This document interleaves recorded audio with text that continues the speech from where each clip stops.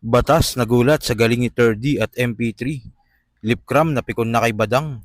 Lipcram vs Aubrey, kanino ba talaga ang panalo? At Sinyo nagpasalamat kay Apex. So tara. Dalawa nga sa mga bagong battle MCs ngayon na inaabangan ng mga fans ay si 3D at MP3. Ilan nga lang sila sa rookie na hinahangaan ngayon. Sa event nga ng Pakusganay sa Liga ng Flip Top, dito ay nagharap si 3D at MP3. At gaya ng inaasahan, naging pukpukan ng laban. Nireview nga ni Batas ang nasabing laban. At first time nga daw niya mapanood ang dalawang ito. At talagang napabilib nga si Batas sa palitan ni 3D at MP3. Kitang enjoy na enjoy si Batas sa battle. Ang row 4, tarantado.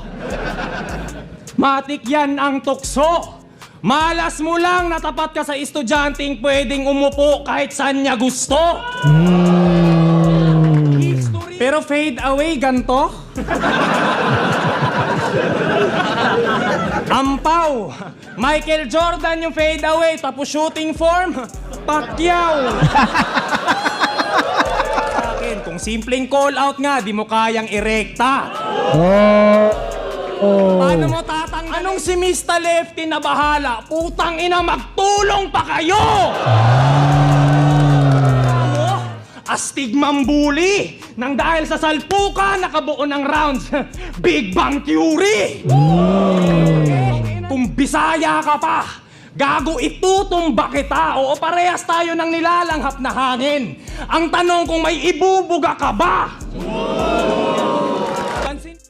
Solid. Sarap ng gutom niya, no? Yeah. Bumubulusok si 3D, oh. Solid na may ganito pala, 'di ba? May 3D pala, ganyan yung stage presence niya, ganyan yung klase ng mga punchlines niya. Pues basta walang bias, sige magsimula na tayo. Davao Game! Yeah! Davao Game! Yeah! Unang pakusgalay niya to. At sa pagangkin niya ng Davao, ito na daw yung first step. Pero di ka pa big boy dito, hoy, nandyan ka pa sa bird's nest. Si Sak lang ang immortal sa pakusganay. Kaya I'm not concerned yet. At nakakahiya naman sa ika-6 na banta kung akala nyo si third threat. Kasi anong ibig sabihin yan? Anong kinalaman ng kalaban?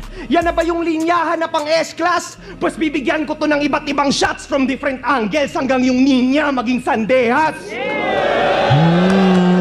Fuck your wordplays, fuck your hype. Ang paglubog, walang redemption. Wala kasing silbi, pagiging 3D kung ang laro pang one dimension. At sa pag-drop mo from the top, Galing.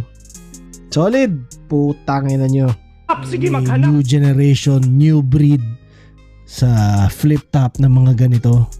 Ewan ko kung gaano katagal na nila ginagawa to, diba? Pero astig na nasa flip top sila, tas na ihahain nila yung ganyang yung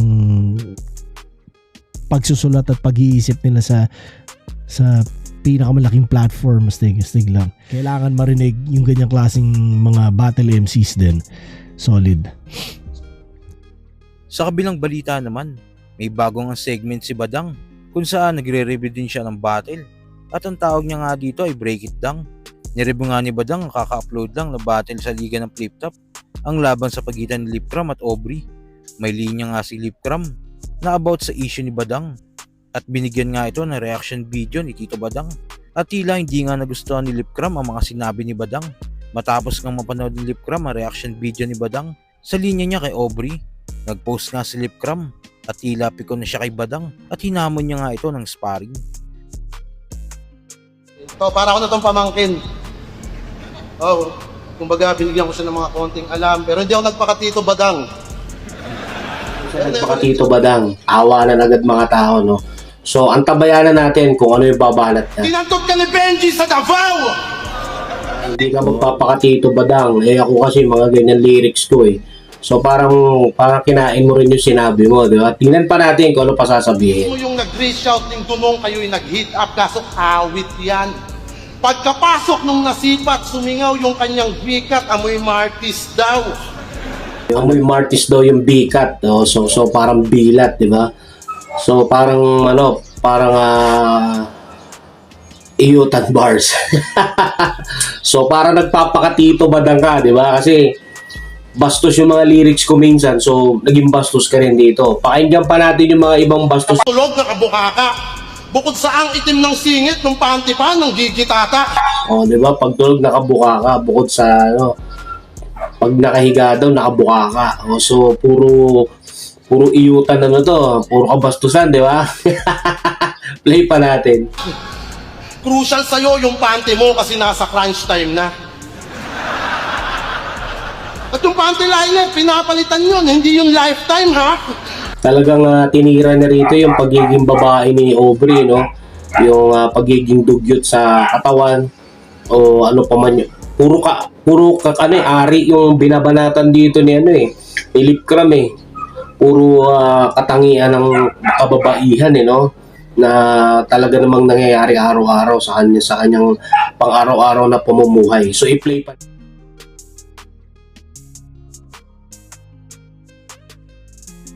Sa kabilang balita pa, matapos nga ang controversial na resulta ng labang Saint Ice vs Jonas, meron na naman nga pinagtatalunan ng mga fans. Ito nga ang bagong upload ng labang Lip Cram vs Aubrey. Marami nga din tayong mababasa sa comment section na dapat daw kay Aubrey ang panalo. Muli nating balikan ng bahagya ang kanilang naging laban. Yung sarili niya nilalako nang dahil sa tuwang-tuwa kayo. Ang entablado ay konsyerto mo, ba't ikaw na yung nilalaro? Anumang bilang ng palakpak at halakhakan yung natatamo, yun din yung bilang ng mga tao na wala namang concern sa'yo. Kaya yung isa buhay ran ni Aubrey ngayon dito na malalagot. Tutuldukan ko na't magtatapos. Kahit abutin ka ng period, hindi ka sa akin tatagot. Kay daw TF niya, pero sa motos, libre lang si Iho. Nagre-reklamo ka sa bayan, mas ganito ay susukli ko. Shot after shot dito sa lintak, sa pool ka na bunganga hanggang tumigil tong maoy. Pagkamao yung tumama, di ako sa'yo magpapatalbog. Kahit malala ka naman, mapaslangin tong hambog hanggang maging alaala na lang. Ha? At sa huling balita, 2022, Ahon 13, nang magharap ang rematch ng marami, na Sinyo vs Apex. Nakuha nga ni Apex ang panalo. Bagamat natalo si Sinyo, still naging classic pa din ang laban.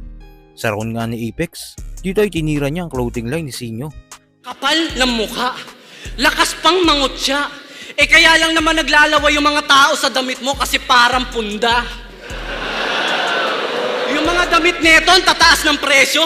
Akala mo pang rental. Kung si Omar merong high mind, siya naman merong punda mentals.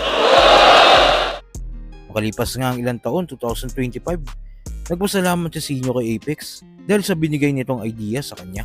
Salamat pala kay Apex sa pagbibigay ng idea. Ito magbebenta tayo, sakto may unan, tas punda to, di ba? O, ayan o. Pex, love you. Salamat sa mga ideyang ibinato mo sa akin.